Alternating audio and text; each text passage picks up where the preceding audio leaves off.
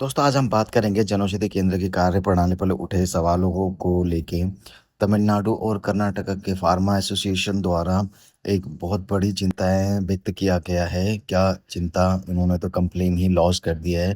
PMBI के against आप बात करते हैं किस रिगार्डिंग है? ये मैंने आर्टिकल फार्मा बीज से लिया हुआ है। इसके थ्रू मैं कुछ इलैबोरेट करने की कोशिश कर रहा हूँ। सबसे पहले बात करते हैं दोस्तों जनौषधि परियोजना का सफ़र के बारे में। 2008 में शुरुआत हुई ये प्रोजेक्ट दोस्तों।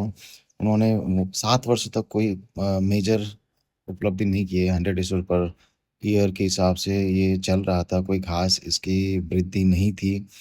बट 2016 में इसको रिवैम्प किया गया दोस्तों। योजना का नाम भी चेंज किया गया, पीएमबीजेपी। मोदी जी की गवर्नमेंट आने के बाद प्रधानमंत्री भारतीय जन औषधि परियोजना के नाम से इसको संचालन किया गया और इसका रिवैम्प किया गया। उसके बाद स्टोर्स खोलना भी बहुत तेजी से स्टार्ट हुआ, रोजगारी पैदा हुई इसके कारण। बट अब क्वेश्चन इसलिए रेज किया गया है कि वर्तमान स्थिति में स्टोर्स तो बहुत तेजी से ओपन हो रहे हैं, बट स्टोर्स के अंदर अनैतिक प्रथाएं चल रहा है। उनका कहना है कि प्रधानमंत्री जनौषधि केंद्र के अंदर जो पीएमबीआई के नॉर्म्स सेट किए गए हैं उसको फॉलो नहीं किया जा रहा है। दोस्तों इस प्रोजेक्ट का यही उद्देश्य था कि देश के गरीब से गरीब जनता तक जो है अफोर्डेबल मेडिसिन पहुंचाया जा सके, क्योंकि जनौषधि केंद्र में 50 से 90% तक की सस्ती दवाइयाँ उपलब्ध होती है और देश में एक तरीके का रोज़गार पैदा कर सके दोस्तों। क्योंकि स्टोर्स में, एक स्टोर्स में नहीं भी नहीं करके 2 से 3 स्टाफ्स होते हैं, फार्मासिस्ट लगे होते हैं, तो कई सारे रोज़गार भी इसमें पैदा करने की उद्देश्य से ये योजना स्टार्ट किया गया था। और ये मिशन में 2016 में इसको रिवैम्प करने के बाद कई हद तक बीजेपी गवर्नमेंट सफल भी हुई है। क्योंकि आप देखोगे आज आज के डेट पे हर गली नुक्कड़ पे एक ना एक स्टोर ओपन है और वहाँ पे रोज़गार पैदा हो ही रहा है और कई मेडिसिन जनौषधि केंद्र में सस्ती भी है। अब बात करते हैं उन्होंने रेज़ किए कुछ कंसर्न के बारे में। पहले तो आपको बता दूँ कि दोनों स्टेट में बीजेपी की भी गवर्नमेंट नहीं है दोस्तों। कर्नाटक में कांग्रेस है और तमिलनाडु में डीएमके है दोस्तों। दोनों ही जो है बीजेपी के अगेंस्ट है। तो ऑब्वियस बात है मोदी जी इसको पुरज़ोर तरीके से मार्केटिंग करते हैं। तो यहाँ क्वेश्चन उठना कई हद तक लाज़मी भी अब लगता इनका है। कंसर्न ये है कि दोस्तों जो पीएमबीआई का सप्लाई चेन है, जिस तक जहाँ से पीएमबीआई के मेडिसिन सप्लाई होता है जनौषधि स्टोर्स तक, उस सप्लाई चेन को प्रॉपरली फॉलो नहीं किया गया है एज पर पीएमबीआई नॉर्म्स। पहली जो कंसर्न है ये है।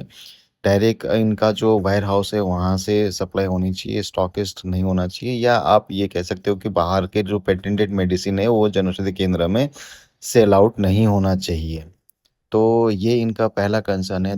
दूसरा कंसर्न जो है लाइसेंस को लेके दोस्तों, उनका कहना ये है कि भाई एक ही बंदे को पीएमबीआई की जो है मल्टीपल लाइसेंस प्रोवाइड कर रहे हैं, मल्टीपल स्टोर्स ओपन करने के लिए अप्रूवल दे रहे हैं। ये भी कहीं हद तक उनका कंसर्न है। जो तीसरा जो बड़ी कंसर्न है कि बिलिंग को लेकर दोस्तों, उनका कहना है कि भाई भारतीय जनौषधि केंद्र से जो मेडिसिन बेची जाती है वो विदाउट इनवॉइस, विदाउट बिल बेची जाती है। और यहाँ पे जो जेनरिक मेडिसिन एक्सेप्ट भारतीय जनौषधि परियोजना में आने वाला जनौषधि का मेडिसिन, वो भी विदाउट बिल सेल किया जाता है। तो इसको लेके भी बहुत बड़ी कंसर्न उन्होंने रेज किया है। तो दोस्तों इन सब वजह से जो हमारी फार्मेसीज़ है, अदर फार्मेसीज़ एक्सेप्ट जनौषधि केंद्र, उनकी एग्जिस्टेंसी पे ही सवाल पैदा हो रहा है, क्योंकि उनकी सेल्स जो है दोस्तों डे बाय डे डिग्रेड हो रहा है। उसके साथ साथ पीएमबीआई की जो छवि है उसको भी असर पड़ रहा है जनौषधि केंद्र के ये अनएथिकल बिजनेस करने की वजह से। उसके साथ साथ जो बिना बिल के आप सेल कर रहे हो जनौषधि केंद्र के थ्रू, उससे मरीजों की सुरक्षा और दवाओं की गुणवत्ता से सीधा समझौता किया जा रहा है। तो दोस्तों हमारा पॉइंट ऑफ व्यू क्या है कि जनौषधि परियोजना एक क्रांतिकारी और जनहित कदम है, लेकिन कुछ केंद्र की अनैतिक प्रथाएं और प्रैक्टिस के कारण ये महान योजना के नींव को कमजोर कर रही है दोस्तों। सरकार और पीएमबीए के लिए आवश्यक कदम क्या है कि बाहर की जो मेडिसिन है उसको जनौषधि केंद्र में बेचने में सख्त रोक लगाएं। एकाधिकार खत्म करें, मतलब कि एक ही बंदे को मल्टीपल लाइसेंस ना दें, मल्टीपल स्टोर्स अलॉट ना करें। और बिना बिल के किसी भी तरीके से जनऔषधि केंद्र से मेडिसिन सेल आउट ना करें। ये सारी चीज़ें इम्प्लीमेंट करने की ज़रूरत है दोस्तों। योजना की सफलता और साख को बचाने के लिए नियमों का कड़ाई से पालन एकमात्र इसका समाधान है दोस्तों। तो वीडियो इन्फॉर्मेटिव लगी तो वीडियो को लाइक करें, चैनल को सब्सक्राइब ज़रूर करें और लोगों के साथ शेयर करके दोस्तों दवाइयों में होने वाले अनाप-शनाप खर्चे से बचें और बचाएँ।